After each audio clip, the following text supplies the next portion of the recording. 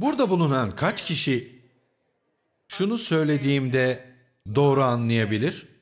Çevreniz mi düşüncelerinizi yoksa düşünceleriniz mi çevrenizi yönetiyor? Bu soruyu kaç kişi anladı? Bunun başka bir ifadesi de kişisel gerçekliğiniz mi kişiliğinizi yaratıyor? Yoksa kişiliğiniz mi kişisel gerçekliğinizi yaratıyor? Aradaki farkı anladınız değil mi? O halde şayet hayat yolunda yürüyorsanız, tamam mı? Ve hayatınız da dış çevrenizden oluşuyorsa, ne mesela? İnsanlar, hayvanlarınız, eşyalarınız, uyuduğunuz yer, çalıştığınız yer, sürdüğünüz araba, kullandığınız bilgisayar, bağımlısı olduğunuz cep telefonu, hep aynı saatte gidip vakit geçirdiğiniz kafe, yani rutin, düzenli, her anı belli olan bir hayat. Bir gün öncekinin tıpatıp aynını yaşadığınız bir günde bilinmeyen şeylere pek değer yoktur zaten. Haksız mıyım? Çünkü böyle bir durumda siz geçmişte de birlikte olduğunuz hep aynı insanları görüyorsanız ve siz de aynı duyguları uyandıran, hep aynı şeyleri yaptığınız, aynı yere gitmeye devam ediyorsanız, şu anınızda, geçmiş gerçekliğinizde yaşıyorsanız, beyninizin açma düğmesini çeviren şey dış çevrenizdir diyebiliriz. Aynı insanlarla görüşüyor, aynı şeyleri aynı saatlerde yapıyorsanız, o zaman düşüncelerinizi bildiğiniz şeylere uyumlayan devreler dış çevreniz tarafından harekete geçiriliyordur. İş arkadaşınız hakkında ya da kafedeki hanımefendi hakkında birkaç düşünceniz vardır. Yani dışarıdaki çevreniz sizin kendisiyle uyumlu düşünmenizi sağlıyor. Ve siz dış çevrenizde uygun şekilde düşündükçe aynı kişisel gerçekliği onaylamaya devam ediyorsunuz. Bunu anladığınızdan emin olmak zorundayım. Beyniniz geçmişin bir kaydıysa ve bu kaydın içindeki donanım da bir yazılım programıysa, çünkü bu bir programa dönüşür, o zaman bu programı açtığınız anda geçmişte düşünürsünüz. Kaç kişi beni onaylıyor? Ve siz sürekli geçmişinize bağlı aynı devreleri çalıştırdığınız için bulunduğunuz çevrenin şartlarını alt edebilecek farklı ve yeni yolları düşünemiyorsunuz. Haliyle bunalıyoruz, sabırsızlanıyoruz, bir an önce sonuç alalım istiyoruz. Rekabet ve açgözlülük başlıyor. Çünkü o kutudan nasıl çıkacağımızı maalesef bilmiyoruz. Çünkü beynimiz her gün aynı kalıpları, aynı kombinasyonlarla, aynı sıralamayla çalıştırıyor ve çok kısıtlı bir işaret alanına bunu yerleştiriyor. Bu sınırlı işaret alanı sizin kimliğiniz, yani beynin kutusu. Siz 35 yaşına gelene kadar da sınırlı bir kaynak kümesine dönüyor.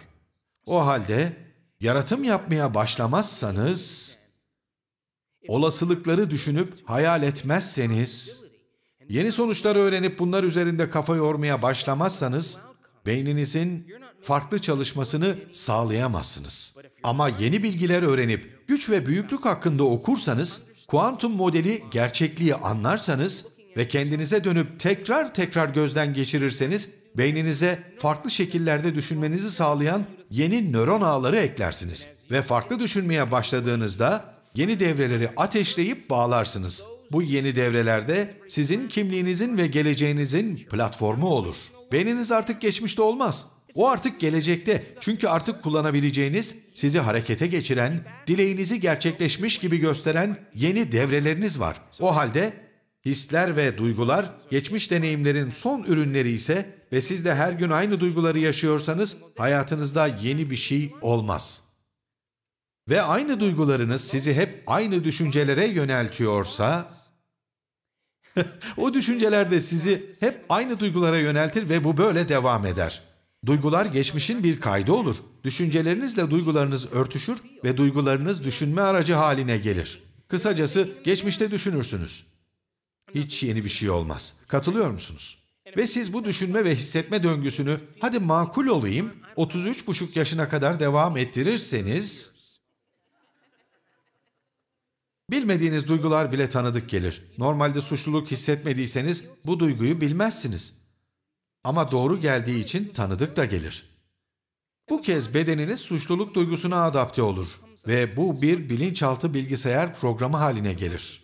Ve beden suçluluk duygusunu zihinden daha iyi ezberlerse zihni de etkilemeye başlar. Bu sizin %95'inizse değişim bedeninizden de güçlü olmalı.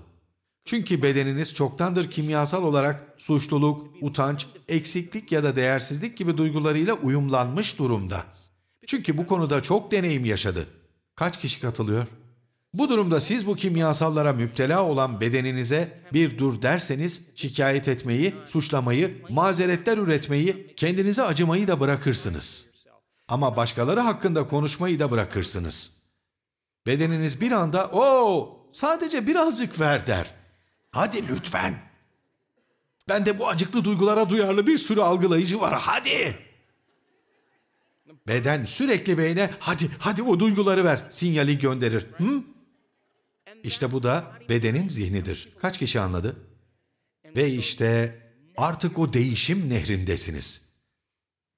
Demek ki her gün aynı duyguları yaşamaya devam ederseniz, sizin bir tür bilinçsiz zihniniz olan bedeniniz, yılın 365 günü, haftanın 7 günü, günün 24 saati aynı geçmiş deneyimi yaşadığına inanıyor.